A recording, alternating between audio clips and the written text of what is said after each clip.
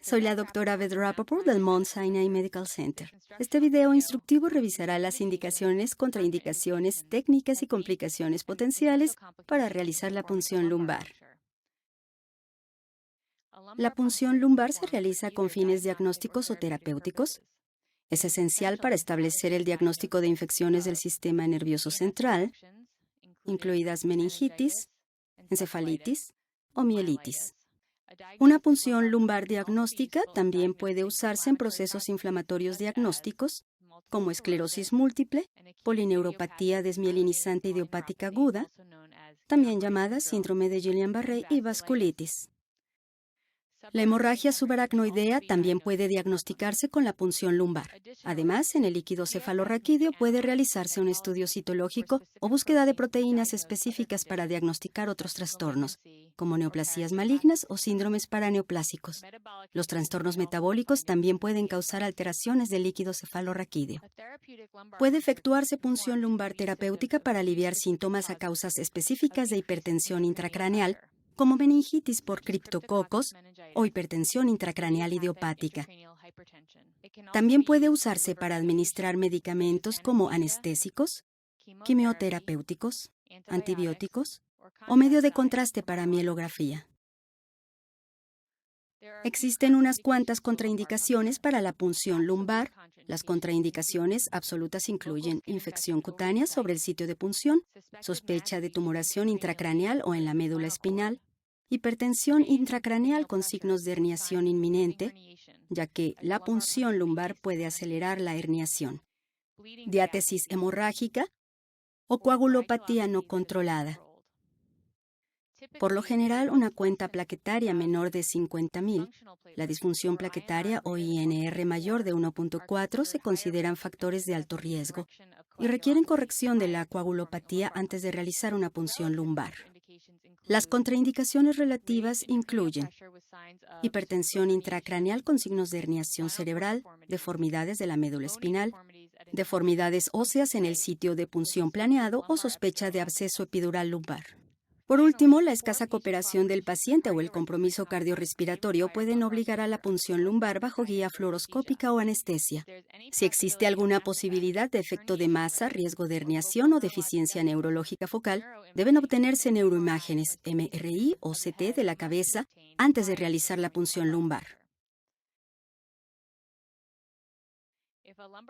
Si la punción lumbar está contraindicada, pero existe una sospecha clínica intensa de infección, en particular meningoencefalitis bacteriana o herpética, debe iniciarse de inmediato antibiótico-terapia empírica.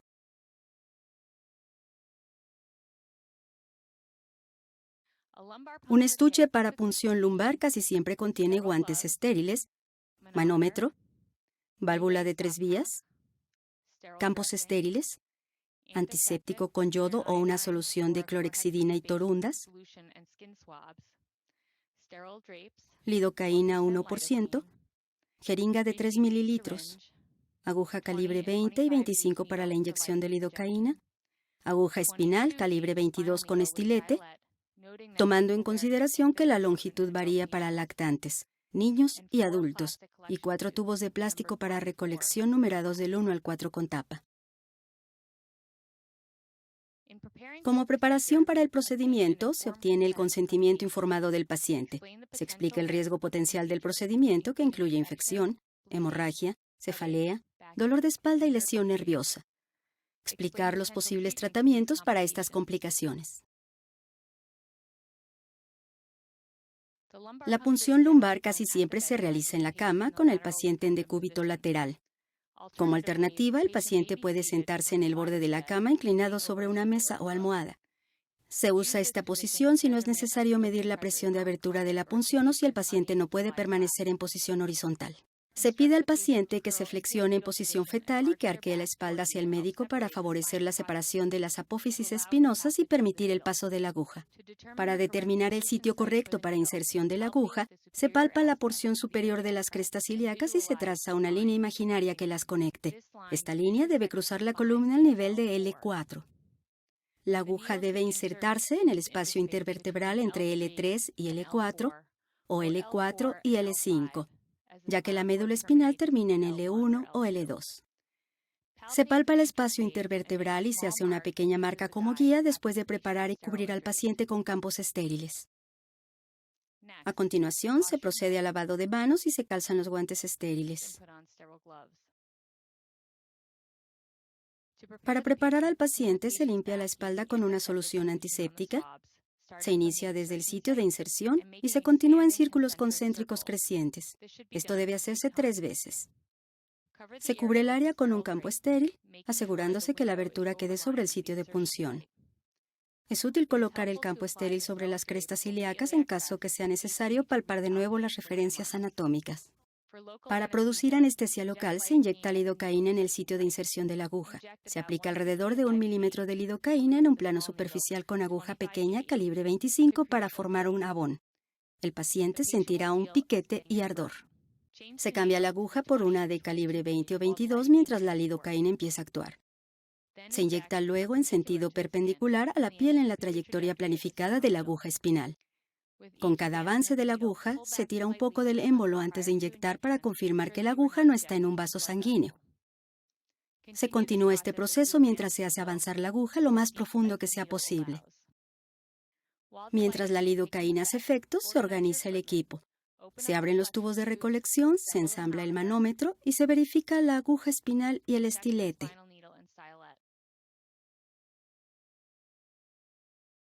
Se palpan de nuevo las referencias anatómicas, ya que el paciente pudo haberse movido durante la inyección del anestésico. Se inserta la aguja espinal de manera que el bisel esté en el plano de las fibras longitudinales de la dura madre, para abrir las fibras y no cortarlas. Cuando el paciente está en decúbito lateral, el bisel se dirigirá hacia el techo. Si el paciente está en posición vertical, la aguja debe girarse para que el bisel quede hacia el costado del paciente. Se dirige la aguja hacia la cicatriz umbilical que corresponde a casi 15 grados hacia la cabeza. Aplicar fuerza constante y lenta para que la aguja pase los planos císticos. Durante el procedimiento se atravesarán las siguientes estructuras: piel, tejido subcutáneo, ligamento supraespinoso, ligamento infraespinoso entre las apófisis espinales, ligamento amarillo, espacio epidural, dura madre, aracnoides, hasta el espacio subaracnoideo que contiene las raíces nerviosas de la cauda equina.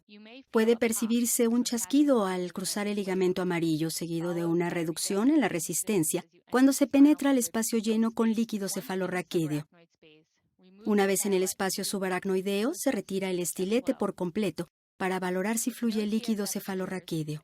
Si este no aparece, se hace avanzar la aguja unos 2 milímetros y se retira el estilete de nuevo. Este proceso puede repetirse. Si no puede entrar al espacio porque topó con hueso, colocar el estilete por completo y retirar la aguja hasta el tejido subcutáneo. Se palpa de nuevo las referencias anatómicas y se redirige la aguja.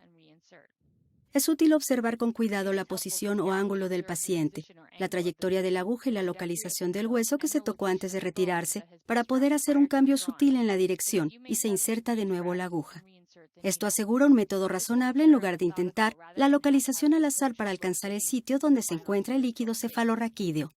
Una vez que se obtiene el líquido cefalorraquídeo, se retira el estilete y se conecta el manómetro para obtener la presión de abertura. Se abre la válvula hacia el manómetro. Para obtener una medición exacta, se pide al paciente que extienda las piernas con cuidado y se mantenga tranquilo.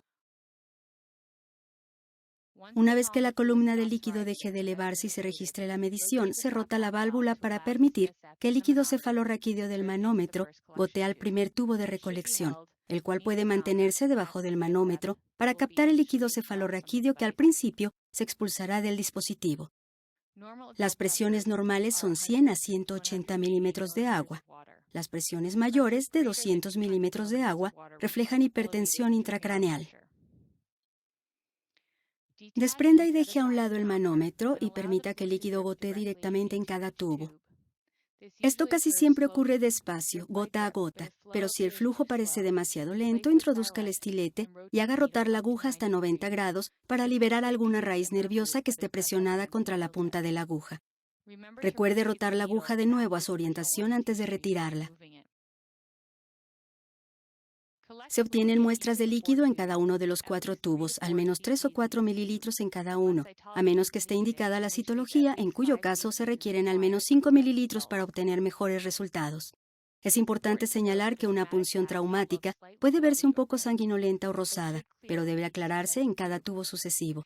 Si la indicación es terapéutica, puede extraerse volúmenes mayores de líquido cefalorraquídeo, hasta 40 mililitros. Una vez que se recolecta una muestra adecuada, se introduce el estilete y se retira la aguja.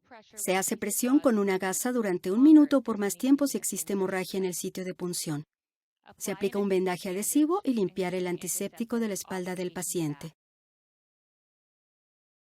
Las pruebas de laboratorio en el líquido cefalorraquídeo deben ser específicas para la patología sospechada. Si sospecha infección, analice la cuenta celular diferencial del líquido cefalorraquídeo en los tubos 1 y 4. Glucosa, proteínas, tinción de Gram, cultivo y PCR. Y considere enviar una muestra para cultivo de bacilos ácido resistentes o PCR para TB. Antígeno criptocócico y tinción con tinta china. Cultivo para hongos, BDRL, anticuerpos contra Borrelia burgdorferi, PCR para virus como HSV, CMV, BZB, EBV, HHV6 y virus JC. El líquido cefalorraquídeo normal en adultos tiene menos de 5 leucocitos. Una cifra alta de leucocitos puede indicar infección. Las clases de organismos que causan infección del SNC, bacterias, hongos, tuberculosis, virus, tienen distintos perfiles de recuento y tipo de leucocitos, glucosa y proteínas, lo que ayuda a identificar la causa de infección antes del crecimiento en los cultivos. La capacidad para diagnosticar un organismo a menudo se ve limitada por la superposición significativa entre las cifras. Por ejemplo, en la meningitis bacteriana la cuenta de leucocitos varía desde 5 hasta miles, con predominio inusual. La glucosa casi siempre está baja, menor de 45 miligramos sobre 100 mililitros, y las proteínas se elevan hasta 50 a 500 miligramos sobre 100 mililitros. La presión de abertura también puede elevarse a más de 200 milímetros de agua. La meningitis viral tiene leucocitos de 5 a 2000, pero casi siempre menos de 250, con predominio linfocítico, aunque al principio puede haber predominio de neutrófilos. En caso de HSV también puede haber cifras de eritrocitos mayores de 5 por mililitro.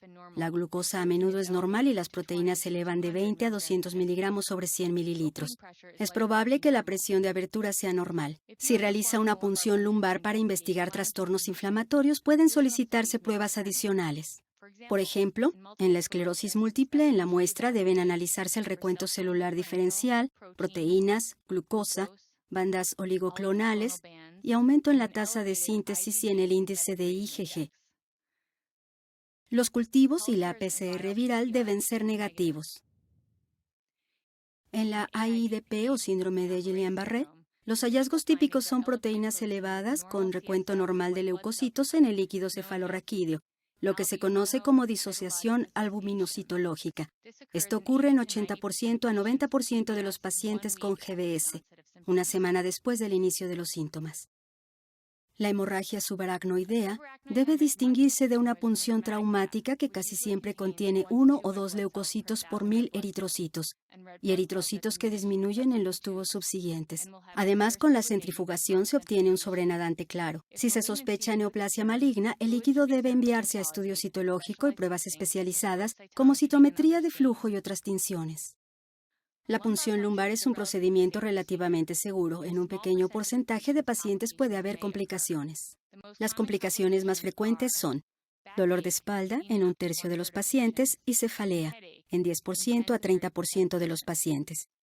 La cefalea posterior a punción lumbar se atribuye a la baja presión del líquido cefalorraquídeo por una fuga interna persistente que ejerce tracción en las estructuras sensibles al dolor.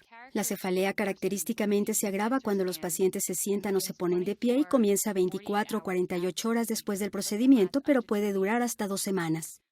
La cefalea posterior a punción lumbar casi siempre se trata al principio con analgésicos orales. Puede tratarse con líquidos y mantenimiento de la posición horizontal, pero ninguno de estos tratamientos ha sido efectivo.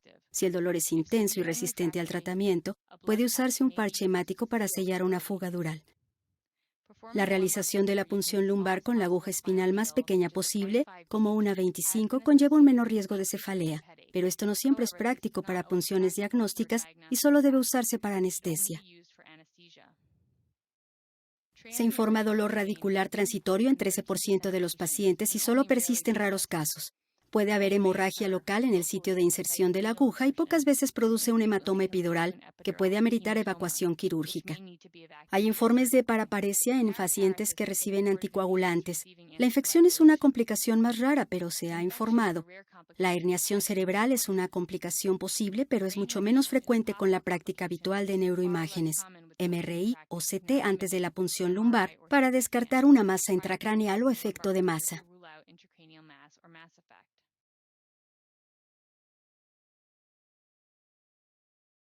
En resumen, una punción lumbar puede ser crucial para el diagnóstico y tratamiento de los pacientes. En este video, se revisaron las indicaciones, contraindicaciones, técnicas y complicaciones potenciales en la realización de la punción lumbar. Con práctica es posible realizar el procedimiento con confianza y habilidad. Gracias por observar este video.